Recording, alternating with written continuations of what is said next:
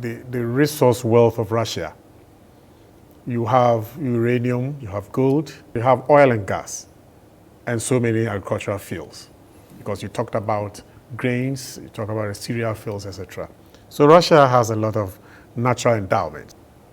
And yet when Russia is mentioned, the belief is that Russia, all what Russia or there is to Russia's name is military hardware and things about the military. Your Excellency, Russia has also been positioned as a country that is always struggling, despite all what you have to your name. These perceptions that are being projected into the eyes about Russia, do you think it's a make-believe or the reality is what they are painting about Russia? Well, yes, probably people, well, we have all these resources, you rightfully said that.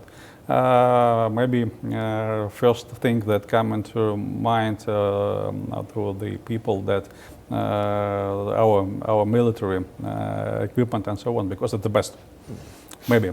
You could spend billions of dollars to build some other equipment which is inferior to Russians, and we are trying to build our on the most cost balanced way. Speaking about Russia, well, let's remember who came first into space. Let's remember about our atomic energy. We have only Russia have atomic icebreakers on the ground.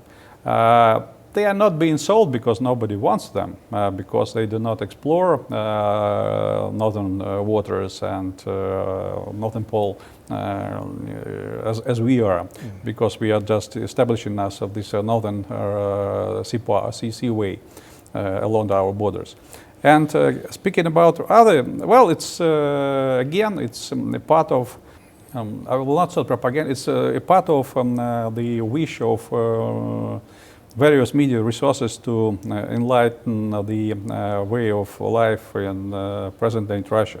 Because as soon as some reporters come to Moscow, to Russia, they try to focus on the topics that they see will be interested to their public.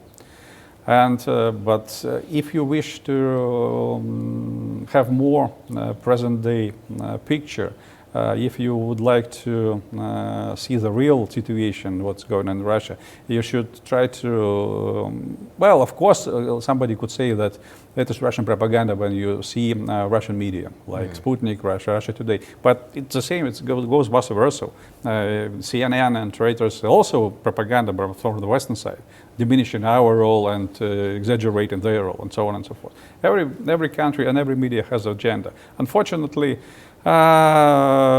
it's very difficult to say about independent media, because every resource gets the funding, the resources from somebody. And speaking about more true information about Russia, well, I invite first everybody to try to find Russian media in the internet and other platforms, and then, if you wish, please come to Russia and see yourself what do we have, because there are some different resources, some evaluations, some ratings that are being put, and for instance, Moscow now is one of the first, occupies the first place on digitalization of the present-day life of the citizens of Moscow. We have new, for instance, we have underground, we have metro, yes, and during the recent, I believe, 20 years, it doubled. We have more than 250 stations now, only in Moscow. I see. Underground, that is a very huge thing. Yes, I hope Accra at some time have the underground, so you could travel without any traffic jam. At least one line along Independent Road, Liberation Road. Wonderful. Yes, that is it. It should be. We should move into that greater Of partnership. course, it's difficult, but Yes. at least to think about ground transport of some kind that goes alongside the regular roads and have some like this railway between Accra and Tema. It's very popular, I believe now. We have a lot of manufacturing plants, and it was again thanks, I believe, not due, but thanks to the sanctions when we reverted our resources for internal production, for internal development. Okay. Because for the recent years, it was like 10 years or something, we achieved a level of self-sufficiency in foodstuffs and products in foodstuffs. Okay.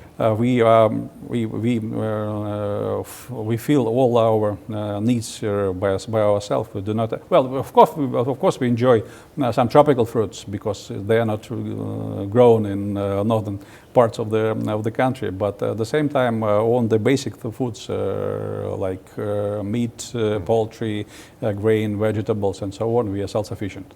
Then a lot of companies which decided to went out or withdraw their assets from Russia left the facilities, and nowadays, for instance, IKEA facilities are being used by Russian firms, and they develop this and so on and so forth. And we also have some historical production of various machinery for transport machinery, for everything.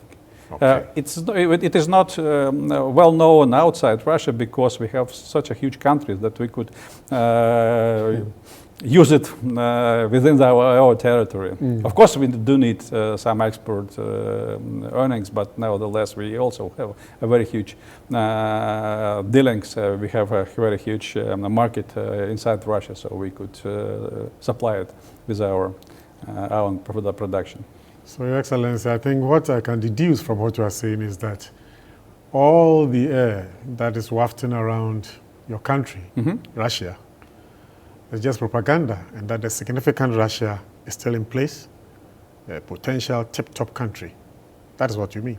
Yes, that's what I mean. Because, well, I do not appeal to our viewers that they trust me by my words. And what I appeal, what I say, what I'm saying, well, let's try to see both sides of the coin. And let's try to find information, try as much as possible to use a balanced approach to anything happening. That concerns every country. It concerns Ghana, it concerns Russia, it concerns Ukraine, everything. Because you have to look into more wider picture, not just listen to either media, Russian, Ghanaian, or Western saying you. That you should try to evaluate, you should try to think about it. Okay. And there are some very simple questions when somebody will try to sell you some information. You could ask yourself, well, is it true or not? Yes. Is it possible or not? Is it true? Well, where could I check it, double check it? Where is it possible to find out any other information concerning this issue? And especially when it concerns your present-day life.